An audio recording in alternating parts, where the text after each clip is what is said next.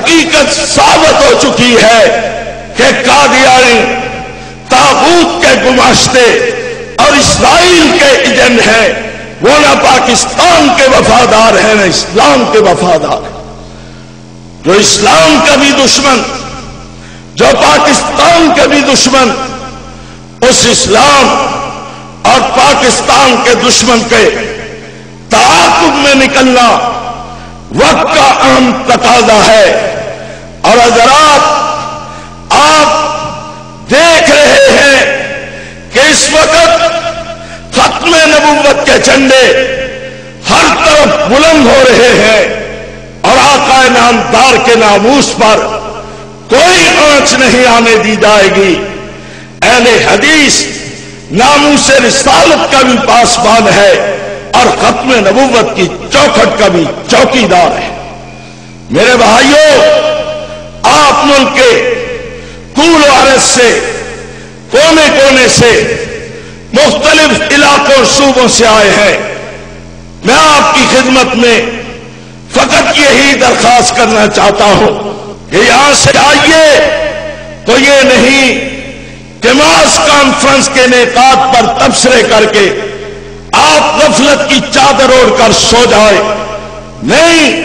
یہاں سے زندگی، بیداری،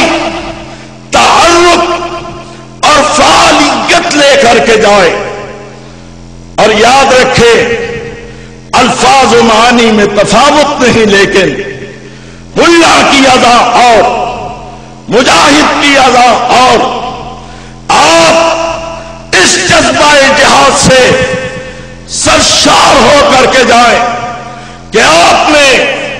کتاب و سنت کے علمبردار بن کر کے جانا ہے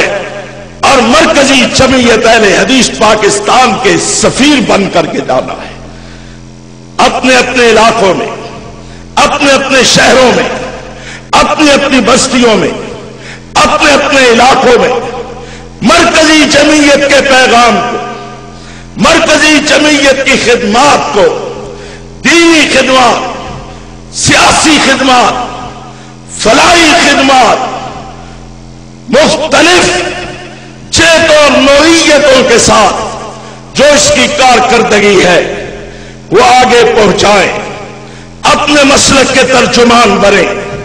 لوگوں کو کتاب و سنت کی روشنی میں اس مسلک حق کی دعوت دے کر جماعت حقہ کے پلیٹ فارم پر مجتمع ہونے کی ان سے درخواست کریں۔ اور میں ایک بات یہ کہنا چاہوں گا کہ اس وقت جہاں ظلم عام ہے، ایک ظلم اللہ کے قرآن پر بھی ڈھایا جاتا ہے اور بڑی بے دردی کے ساتھ بالخصوص اس آیت پر ظلم کیا جاتا ہے، وَاعْتَصِمُوا بِحَبْلِ اللَّهِ جَمِيعًا۔ آیت وَاعْتَصِمُوا بِحَبْلِ اللَّهِ جَمِيعًا کی پڑھی جاتی ہے، لیکن انتشار کو فروغ دیا جاتا ہے، افتراق کو فروغ دیا جاتا ہے، جماعت کو ٹکڑوں اور دھڑوں میں بانٹنے کی کوشش کی جاتی ہے۔ اتحاد کی بات کرنے والوں، سب سے پہلے اہل حق کو متحد ہونا چاہیے تاکہ وہ متحد ہو کر اہل باطل کی آنکھوں میں آنکھیں ڈال کر ان کو حق کی دعوت دے سکے۔ اور آئیے، اگر آپ اس آیت کو سمجھتے ہیں، اس آیت کو پڑھتے ہیں، اس کی وفاداری کا اگر تقاضا پورا کرنا چاہتے ہیں، تو میں دعوت دیتا ہوں کہ بر صغیر کے اندر روشن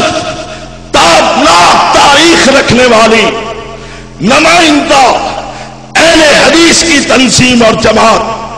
مرکزی جمعیت اہل حدیث ہے۔ آئیے رب کی رضا کے لیے، کتاب و سنت کی بالادستی کے لیے،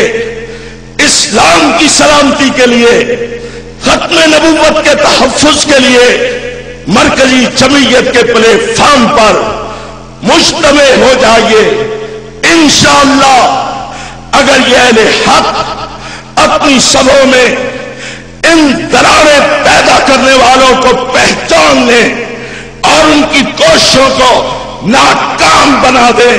اور تمام اہل حدیث ایک پلیٹ فارم پہ مجتمع ہو جائے تو نہ اسلامی نظام کے راستے میں کوئی رکاوٹ ڈالنے میں کامیاب ہوگا اور نہ ہی کوئی ناموس رسالت پر حملہ آور ہونے میں کامیاب ہوگا اور نہ ہی وہ ختم نبوت کے محل کے اندر نقب زنی میں کامیاب ہوگا۔ آئیے اس جماعت حقہ کو اس نمائندہ تنظیم کے پلیٹ فارم پر ایک بنائیے اور اس کے سفیر اس کے نمائندہ بن کر ملک کے طول و عرض میں پھیل جائیے۔ حضرات، وقت کی تنگی اور کمی کی وجہ سے میں یہیں پہ اکتفا کرتا ہوں۔ اللہ تعالی ہم سب کو کتاب و سنت کا پاسبان بنائے اور مرکزی جمعیت اہل حدیث پاکستان کے پیغام کو گلی گلی، کریا کریا اور کوچا کوچا پہنچانے اور پھیلانے کی توفیق عطا فرمائے۔ وما علینا الا البلاغ المبین۔